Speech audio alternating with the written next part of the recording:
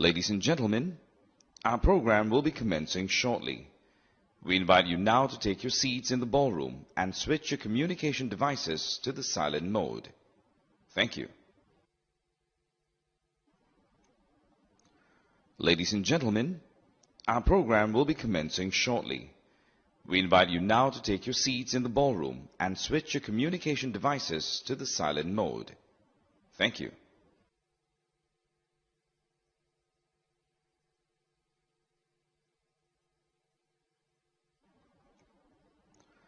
Ladies and gentlemen, our program will be commencing shortly. We invite you now to take your seats in the ballroom and switch your communication devices to the silent mode. Thank you.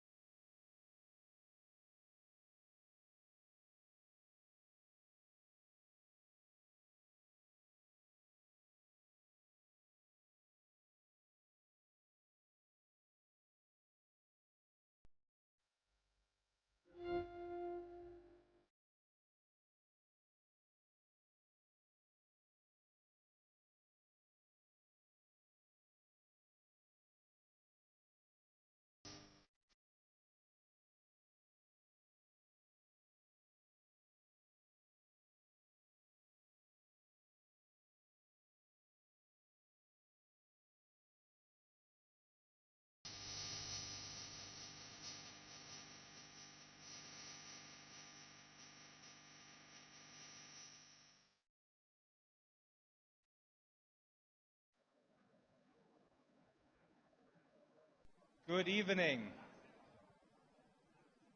Presidents, Prime Minister, Excellencies, distinguished guests and delegates. Welcome to the 22nd IISS Shangri-La Dialogue.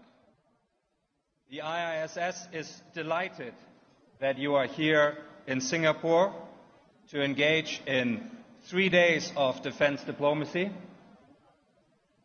The Shangri-La Dialogue, since it was first convened in 2002, and with the unwavering and outstanding support of the government of Singapore, for which I am very grateful, has been a platform for governments to explain and present their policies, for those policies and their differences to be discussed in an open and transparent way. And it's been a platform for partners to find and reconfirm common purpose in their pursuit of solutions to the many regional security challenges that define our agenda. In our time, the rules that govern political relations, economic exchange, and more generally, the civilized conduct among nations are under severe pressure. Narratives of great power rivalry and of multipolarity compete and often intersect. In response, some governments are attempting to hedge their engagements, some are attempting to build bridges, and others are increasing their commitments to partnerships, new and old. Many are finding that engaging on their own terms with the international security environment is indeed very challenging. Connecting national ambitions to economic and military capabilities strains resources and sometimes depletes political capital fast. But understanding partners and working with partners is a prerequisite for the effective and efficient allocation of these resources. It is true that regional security contexts are increasingly linked, and yet instruments of security governance need to primarily work for the region that invests in them to be sustainable. And in this context, the IISS itself maintains a multi-region presence and identity, convening the Shangri-La Dialogue and the Manama Dialogue, the two premier security and defense summits in their respective regions, the Asia-Pacific and the Gulf. And in Europe, in light of the many threats and regional and global security issues, the IISS, headquartered in London with a very vibrant office in Berlin, has significantly grown its activities. We now convene a defense summit in Prague, which is focused on military capability and defense industrial questions, and the Global Security and Innovation Summit in Hamburg. Both contribute to the conversation in Europe on how to generate capabilities and capacity so that Europe can take responsibility for its own security. And I'm delighted that one of the people helping us do this is IISS trustee and former French Minister of the Armed Forces, Florence Parly. Florence, in her remarks as Minister at the Shangri-La Dialogue, as actually it was the case with her successor, Sébastien Lecornu, always referred and referenced France's vital Indo-Pacific dimension and presence. So it is splendid and an honor that we have here with us today Emmanuel Macron, President of the French Republic, to deliver the keynote address at this opening dinner. The President, in the last few days, has completed successful visits to Indonesia and Vietnam, which have further strengthened the economic and military ties with those nations. And you will recall that under the President's leadership, France has developed and brought to life its Indo-Pacific strategy.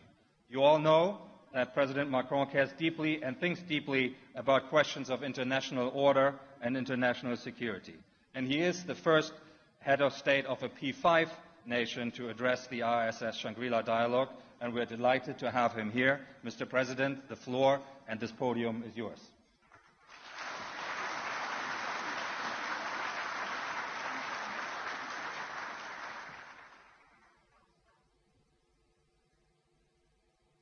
Thank you very much for this introduction, Mr. Chairman. Presidents, Prime Ministers, Mr. Prime Minister, dear Lawrence, Ministers, Members of Parliament, Ambassadors, Generals, ladies and gentlemen, I want first to thank Prime Minister of Singapore for his hospitality and his commitment to the strategic partnership with France. And thank you for offering me this opportunity, and thank you to IISS for the opportunity to address this very important forum for security in Asia and beyond. And I have to say, I received the invitation for your predecessor, Lawrence, in 2018. And I have to confess this evening that I'm not sure I was so right to procrastinate. Because for sure, it would have been easier to come in 2019 and deliver a speech on all these topics. Nevertheless, I'm here in front of you, and I will try to share some convictions. And first, let me tell you why I'm so committed to this region, and why France has something to tell. First, and it's most of the time forgotten, because France is an Indo-Pacific player. We have overseas territories in the region, from Réunion Island, Mayotte, to Wallis et Futuna, New Caledonia, French Polynesia, and other territories. So more than 1 million inhabitants, French inhabitants, live in this region. We have more than 8,000 soldiers permanently deployed in our bases. We established permanent bases in the region with some partners. And we deployed a lot of common exercises we strengthened during the past few years with a lot of countries. And even recently here with our aircraft carrier. And at the same time, obviously, we are a European country. And I will revert in my remarks several times about this new special relationship we have to consider between Europe and Indo-Pacific, and European Union and ASEAN. Clearly, we are living in a time of multiple crises, and it has to create new incentives to cooperate and perhaps try to invent new forms of cooperation as well.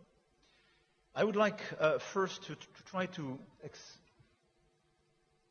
explain a very important concept to me, starting this discussion, which is the fact that we have to be very careful on double standards for our action. Second, I will try to revert on the common interest in strategic autonomy we have between Europe and Asia, and I will try to share some key pillars of this new partnership between Europe and Asia. But first, allow me to start with the importance of not to accept, I would say, the double standard in the current environment. Indeed, we live in this world of multi-crisis, and the big risk is just to look at the crisis at our border and to forget our principles and to forget the fact that all these crises and these wars are interconnected. And I say that in a country, I have to say, and I want to commend you, Lawrence, and your predecessor, where, for instance, the Ukrainian war was never perceived as a European war. But from the very beginning, you took your responsibility and you were very vocal. But let's be clear, we have several risks of double standards in our current environment. Double standards in Ukraine. For a lot of countries, in Latin, Africa, Asia, here. I hear the narrative, and most of the time what is shared is a sort of equidistance between Ukraine and Russia, and the fact that this is a European conflict, and that we are clearly spending too much energy, too much time, and creating too much pain for the rest of the world with what's happening in Ukraine. Allow me to say this is a total mistake. Because if we consider that Russia could be allowed to take a part of the territory of Ukraine without any restriction, without any constraint, without any reaction of the global order, how would you phrase what could happen in Taiwan? What will you do the day something happened in Philippines? There is no several global order by definition. if we stick to our principles. This is true in Europe and this is true elsewhere. So what is at stake in Ukraine is our common credibility to be sure that we are still able to preserve territorial integrity and sovereignty of people. No double standard. At the same time, I hear the voice in this region, as well in Africa, in Latin, the Gulf, about the double standard in Gaza, where a lot of things that the Americans and the Europeans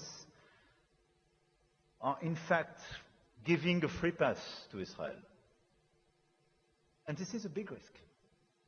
This is why we did condemn the terrorist attack from the Hamas.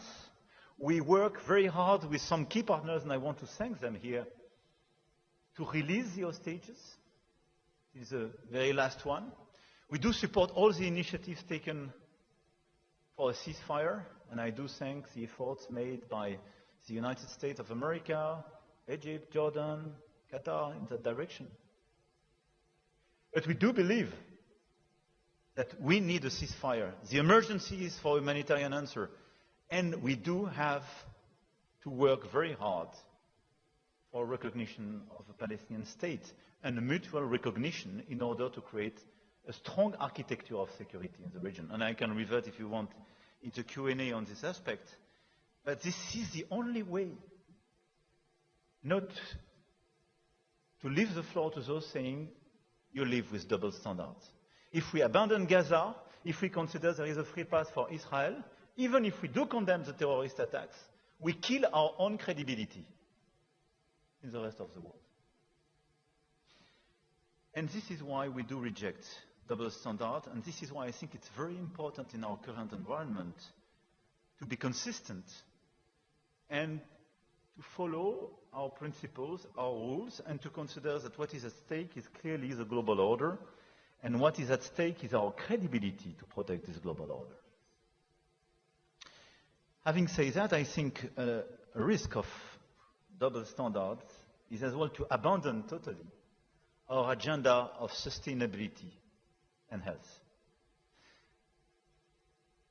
And it could surprise a lot of people when I say that in front of a lot of defense ministers and so on, but everything is intercorrelated. And by the way, we experienced quite recently the fact that the pandemic could have some security impact and change a little bit the course of the world. But this is a double standard. If we, as rich country, we stop investing in sustainability, meaning climate and biodiversity and health, because this is the new nexus, because it could create new crises and new security crises, and because this is a killer for our credibility vis-à-vis the South. This is the best way to open the door for a big divide of this world. So this is why, having said that, I do consider that rejecting double standards in all these affairs do not imply balancing everything, but very clearly requires us to be very consistent in this approach. And I insist on that because I do believe that the main risk today is a risk of division of the world, and a division between the two superpowers. And the instruction given to all the others, you have to choose your side.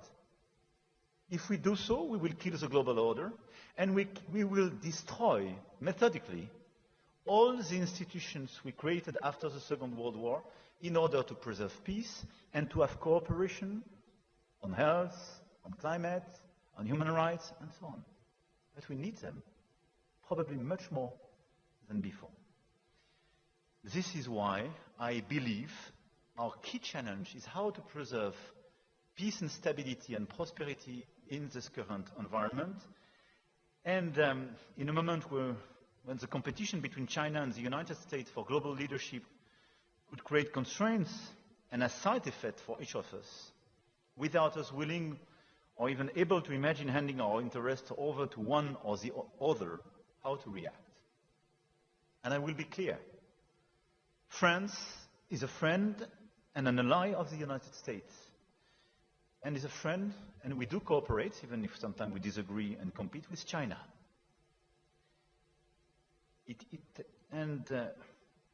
I do intend to remain so, loyally. with a demanding approach of our own interests. But France is no less attached to what is essential for herself: strategic autonomy, freedom of sovereignty. And we do defend this approach for Europe and for Indo-Pacific, which means we want to cooperate, but we don't want to depend. We want to cooperate, but we don't want to be instructed on a daily basis what is allowed, what is not allowed, and how our life will change because of the decision of a single person. And the commitment by France is part of a long-term commitment. It's a singular voice, faithful to a certain idea of peoples and their independence, which General de Gaulle set out in 1966 in his speech in Phnom Penh. And this idea remains the compass of France, and we intend to continue being a force for peace and equilibrium. Having said that, I do believe that Europe and Asia, and this is my second point, have a common interest in this very moment, and a common interest to follow this line of strategic autonomy. First, because we live the same challenges. We have a challenge of revisionist countries that want to impose, under the name of spheres of influence, in reality, spheres of coercion. Countries that want to control areas from the fringe of Europe to the archipelagos in the South China Sea, at the exclusion of regional partners, oblivious to international law. Countries that want to appropriate resources, whether fishing or mineral, and crowd out others from their benefit. Countries that want to impose on free countries their foreign policy choices or prejudice their alliances. No way for these spheres of coercion. Second, we have the challenge of terror and enduring mutual grievances that remains all too present, and we saw it very recently again in the region. And it is compounded by the alarming propensity of countries to resort to force, including between heavily armed states, as we saw it as well very recently. Third, we live in a time of a potential erosion of long-time alliances, whose credibility and clout is under threat. Alliances, by the element of balance they brought, had been essential to maintain stability in Europe and Asia. And the sense that their promise might not be ironclad is ushering in a new instability. We see it every day. And the credibility of the alliances, which is to be confirmed, is a very important point for stability. Fourth, we have now a big risk of nuclear proliferation. This is why the situation in Iran is so critical. And this is why we do consider that the work which is being done by the United States of America in Iran is so critical. And this is why, especially the E3, wants to be a reliable and consistent partner in order to avoid any type of nuclear proliferation in Iran. Because it would trigger all sorts of justification to proliferate elsewhere with a domino effect. But let's be clear, the situation is very challenging as well in Europe. When Ukraine, the country that renounced nuclear weapons in 1991, is the one that Russia is repeatedly invading, how could there not be a second thought? When the DPRK is developing a massive nuclear arsenal unconstrained by China and is now entering an alliance with Russia, a nuclear weapon state, permanent member of the UN Security Council, supposed to act responsibly, how are regional countries threatened by the DPRK supposed to act? What can reasonably be on their mind when they owe their people, before anything else, their security? In Europe and in Asia, how can mid-sized countries faced with aggressive nations ensure that they won't have to surrender or live in fear? But sure enough, our challenges are not only similar, they are getting increasingly intertwined. They are intertwined because when you look at the situation, during the past few years, I had objected to NATO having any role in Asia, because for me, N is for North Atlantic. And because I don't believe in being enrolled in someone else's strategic rivalry. But what's happening with North Korea being present alongside with Russia on the European soil is a big question for all of us. And this is why, if China doesn't want NATO being involved in Southeast Asia or in Asia, they should prevent, clearly, DPRK to be engaged on the European soil. All this is happening also at a moment when nations like France and Asian countries are facing issues of scale raised by the development of technology, and I clearly make the linkage between these two issues. Our challenges are intertwined because we do face the same reality. Whether we are talking about AI or space, scale is of the essence. And in these two critical dual-use technologies, the first to reach scale will be much more competitive and will drive out the others. And we can't lose the race. And this is why, by the way, we want to team up with Singapore on all these issues, and we have a very strong partnership. But this is how we are clearly linked together in these common challenges. Another race we cannot afford to lose is that of hybrid warfare. With cyber and disinformation, there is a clear attempt to undermine our democracies, our social cohesion, sometimes even our territorial integrity, and all this is done with underlying geopolitical aims. And clearly, this is the same here and in Europe. More generally, as we gear ourselves for future confrontations, we have to make sure that we arm ourselves with the tools of tomorrow's, not yesterday's war. And let's be clear, both ASEAN and Europe are impacted by the unpredictability of the new tariff approach and the end of a rule-based order for our trade. And this is something which will impact our prosperity, our capacity to finance our defense efforts, and something which will request much more cohesion. All these challenges I've just mentioned are the perfect illustration of the fact that we are living in a time where what we have to do is to face these challenges and to take into consideration that both the Europeans and the Asians are much more intertwined than we thought. But the question now is how to act concretely in order to deliver the strategic autonomy agenda. This is a challenge for Europe, this is a challenge for your region, and this is a common challenge.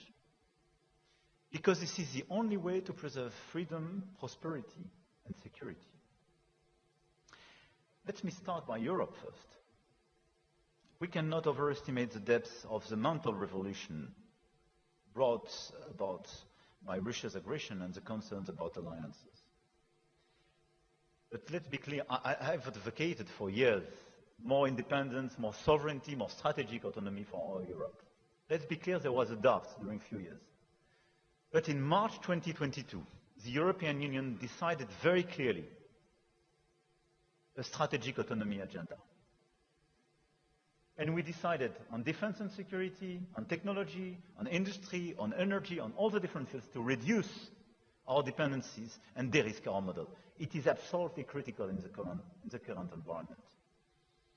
And during the past few months, based to the work we called with the British Prime Minister, the coalitions of the willings, and the strong coordination with some leaders, with Chancellor of Germany, Prime Minister of Poland, but a whole bunch of countries of the European Union and a lot of allies, we built this coalition of the willings regarding the Russian war in Ukraine. And the message was very clear. We will work together to the very end to provide security guarantees to the Ukrainians, to build a robust peace in this region of the world, and to reinvest on our own defense and security, because Russia will remain an existential threat for us. This is the second wake-up call after 2022. And what we will do, what we are doing, is to increase till 3.5% GDP our defense expenditure. Probably we will go further and faster. But this is the willingness of the Europeans to build their independence in terms of defense and security, which is consistent with the request and the fair request of the United States of America, which is to say, you should take more of the burden for your own security. We cannot afford anymore with all the expenditures for your security. A third of the expenses on the eastern flank of NATO is taken by the US. We need the Europeans to do much more for themselves. But at the same time, we need the Europeans to be much more independent for themselves, meaning building their own capacities and capabilities, developing their own industries, and working by choice with the US, with partners here in the region, but not depending on anybody, especially for our own security. This is our agenda. This is the agenda of strategic autonomy. In parallel, this is what we want on AI, what we want on technology, on industry. We want to increase our strategic autonomy. It will request a lot of investment, and obviously, it will request as well a much more competitive Europe. This is why, and I link this to agenda,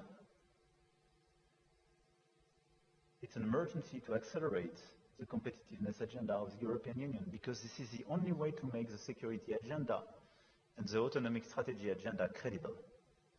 Meaning we have to deepen the single market, we have to streamline our regulation, and sometimes to kill some of these regulations to be much more attractive, and we have to accelerate our capacity to build new single markets, especially in finance with capital market union, especially to fund what I'm saying with private money, to be much more efficient on energy and telecom. Second, we want to build new partnerships. And it's part of the strategic autonomy. And based on the assessment that between ASEAN and Europe, we have these common challenges and these common threats. We want to work more actively on a common agenda. France presented in 2018 an Indo-Pacific strategy based on our capacity to propose a third way, which is to say, a lot of you are afraid and concerned by the respect of the liberty of sovereignty. Liberty of navigation, respect of your sovereignty, and so on. For good reasons. We do share this view. But you don't want to be confrontational with China. We do share the same approach. And the third way we do share with a lot of countries present in this room is the basis of our Indo-Pacific strategy, which is how to preserve an open environment, rule-based order in the region. And we want to be a reliable partner for that. This is the core of the bilateral commitment we have with Singapore, but with a lot of countries of the region, and exactly what we did during the past few years. Common exercises, common capacities, more common programs, etc., etc. De-risking, no confrontation, but clearly strategic autonomy in Indo-Pacific strategy. And we are working on a new strategic review, and a new Indo-Pac strategy will be issued in the weeks to come. And in parallel, we raise at the European scale this approach, because we issued now 4 years ago a European Union's Indo-Pacific strategy, which follows exactly the same line, and which is the best illustration of our common commitment.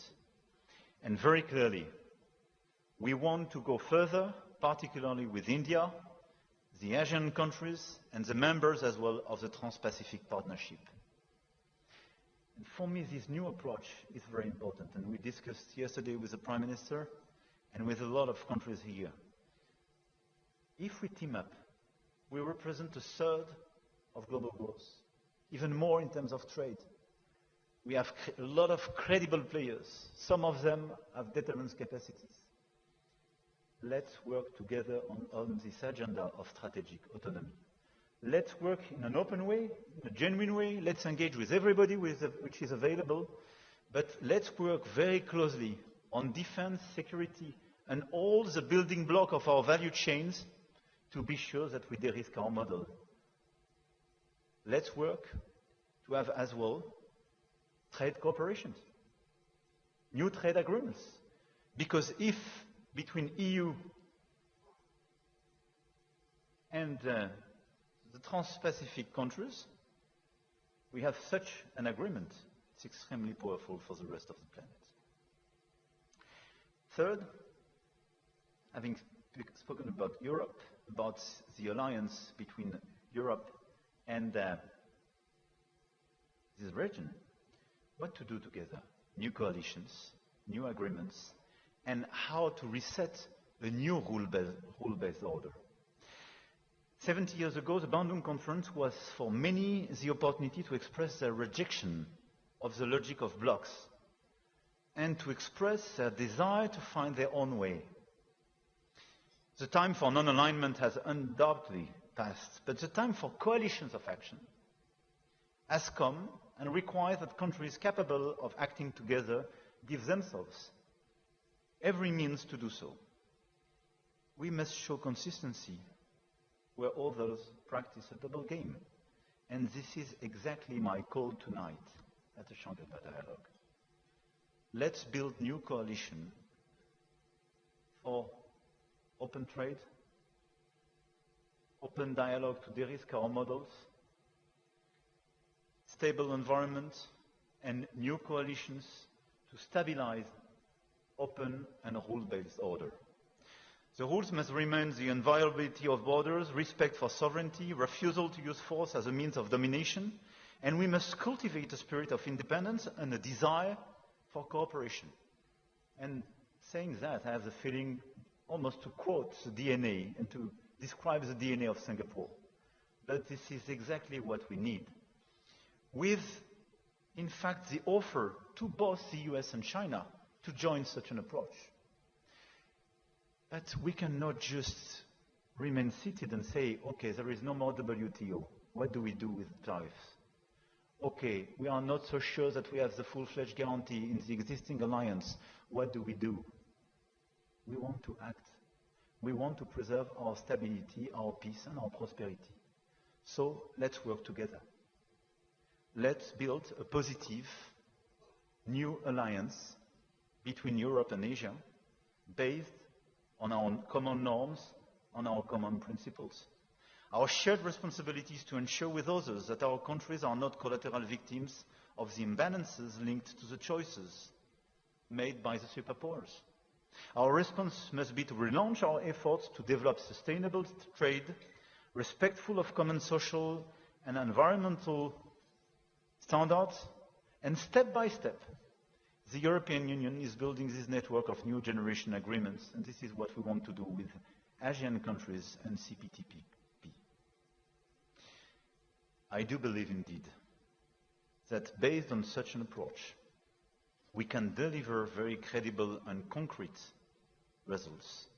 And I really believe that based on such an approach, we can convince the others to join us, given our magnitude and our credibility. This is, for me, the content of the strategic autonomy we have to deploy now in Europe, and we have to cooperate on this basis with your region. I will just conclude now with a plea, a call for action for Europe and Asia to work together on a coalition of independence, a coalition of countries that won't be enrolled but won't be bullied, a coalition of countries that object to the double standard, a coalition of countries that will pool their strengths to ride the race of technology, uphold norms, and protect their sovereignty, a coalition of countries that will navigate the rough seas of trade and protect the global commons of nature and climate, and finally, a coalition of countries determined not to yield to the whims of the greed of others, but to chart a peaceful way, to bring balance in trouble, and to affirm that negative passions can be opposed and indeed superseded by universal values. This is our common DNA, and this is exactly, I do believe, why Singapore does exist, why your region have so many countries being independent today, and why both France and the European Union are here today. Thank you for your attention.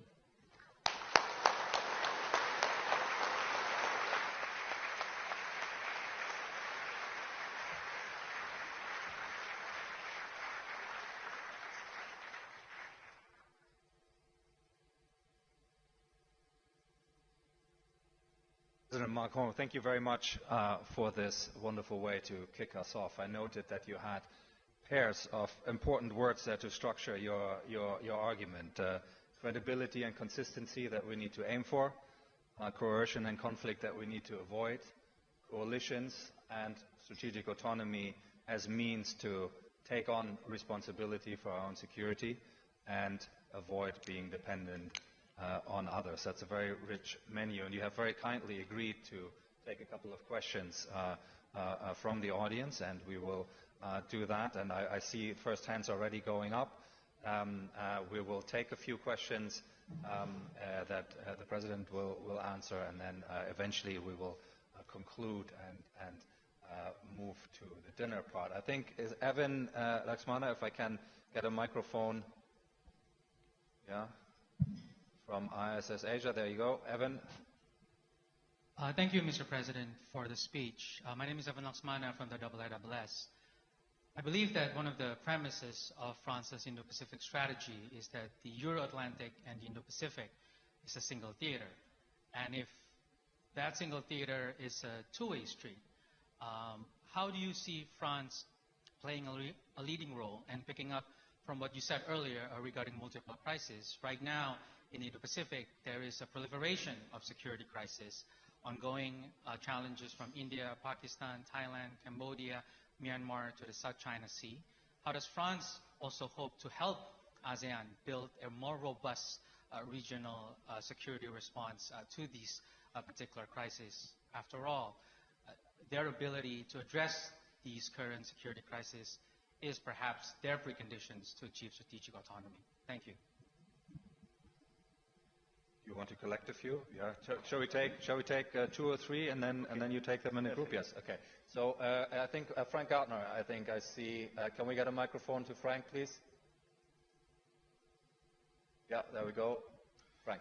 Merci, Monsieur le Président. Frank Gardner from BBC, security correspondent.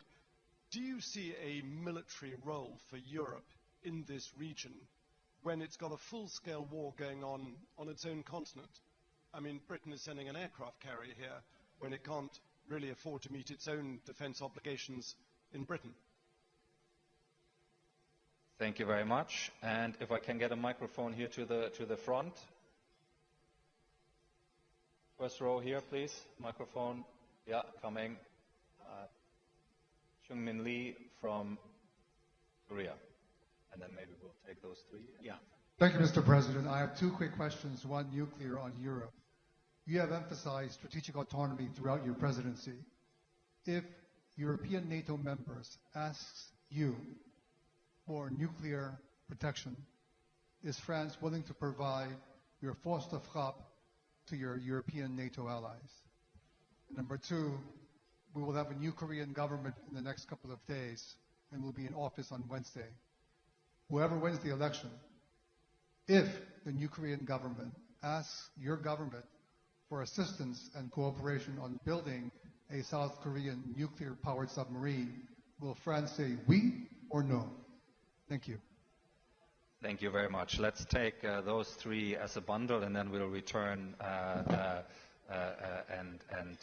take a few more.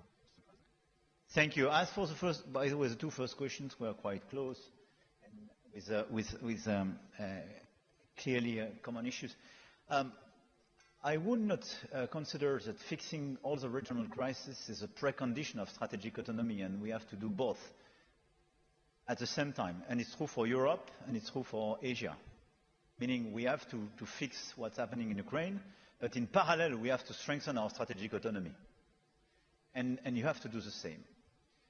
I think for the regional crisis you mentioned, the role of the European Union and some European countries, when they want or are involved in this crisis, is first to assist ASEAN and the key regional players to provide their help. This is what we did, for instance, on Myanmar. And we had this discussion this morning with Mr. Prime Minister on Myanmar, but the question now is much more at the Myanmar level, even if all the countries of the region did their best to promote a solution. But you're right that we have a multiplication of crises, and I would add threats. But I would not oppose the capacity of ASEAN to fix these different crises and the necessity to build strategic autonomy. The second remark, referring to your first question, is that we are working with ASEAN regarding the centrality of this organization in the context of our Indo-Pacific strategy with different approaches. First, procurement and capabilities. And we built some very strong partnerships with some key countries of the region, with our Rafale, but as well our submarines and so on. And this cooperation is not just a commercial cooperation, but it's clearly a strategic one involving a series of clear cooperation. Second, we have common exercises.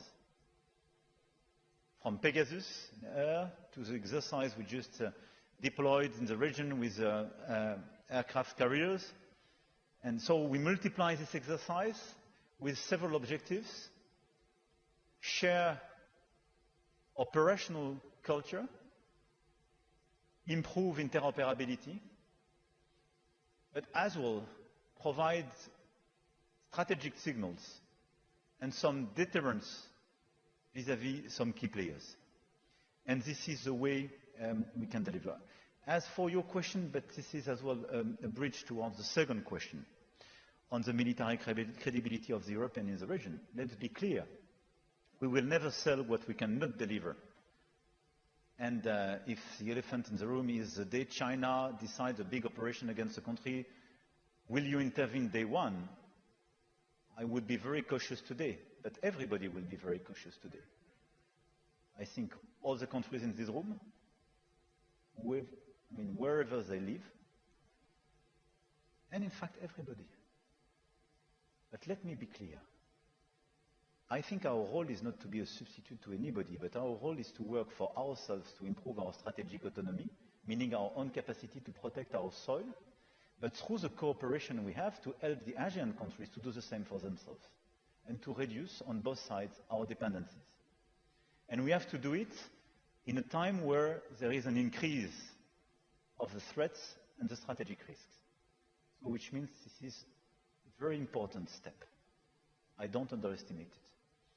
But as for the credibility of the Europeans, and perhaps more broadly, I would be very honest with you. If both the United States of America and the Europeans are unable to fix on the short run the Ukrainian situation, I think the credibility of both the US and the Europeans to pretend to fix any crisis in these regions will be very low. Let's be honest. Because till now, all of us said what happened in Ukraine is a clear violation of international law. What happened in Ukraine is unacceptable. Everything we describe for all the regional threats, not to mention them linked to China. And we are ready to help, to finance, to provide capabilities, but we are till now ready to sacrifice till the very last Ukrainian soldiers. Full stop. So I think our credibility is at stake in this point, and this is why everything is intercorrelated. As for, and thank you for the very too accurate question. For the first one, I will obviously not provide such an answer. But I will tell you why. Because the credibility of the nuclear deterrence is based on the ambiguity. And I know it's very hard to understand sometimes, but it's very important to stick to this principle. And this is probably one of the weaknesses we have when you are democracies vis-à-vis some authoritarian regime. And this is probably a mistake we made at the very beginning of the conflict in Ukraine when we disclosed too many constraints vis-à-vis the opponents. And this is why, more than 1 year ago, in February 2024, in Paris, I request for restoring strategic ambiguity and stop excluding so many options from the European side. And I'm very happy about the very recent declarations made by the German Chancellor, which exactly did the same very recently. We need strategic ambiguity. The day you give, by the way, all the roadmap to your enemy, you reduce the efficiency of your deterrence capacity. But what I can say is that from the very beginning of the nuclear capacities in France, we integrated a European dimension. And we remain quite large and vague for good reasons. But in parallel, we are working hard and we will launch a new phase, a new era, and I will revert in the months to come on that, in order to have, perhaps with some European countries, a different approach. As for South Korea, I think this is a very fair question, and this question is very legitimate. If I were South Korean, it would be my first question. Which is, in fact, if, guys, you fail to contain the capacity of North Korea to get nuclear weapon, am I sure that I'm still safe?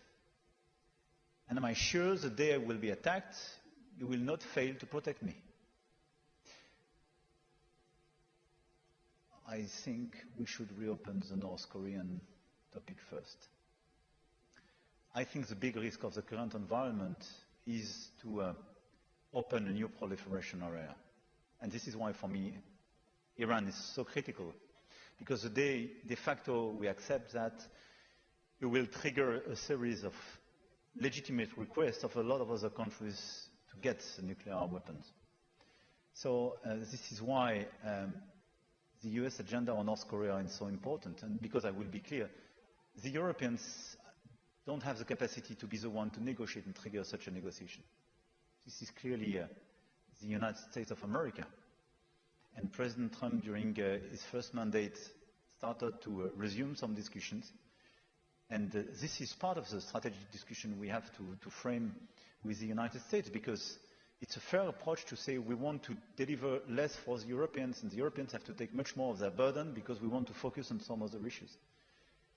But my fair answer would be I would prefer us collectively to contain much more the capacities and give you visibility on the North Korean capacities and helping you to get access to new ones.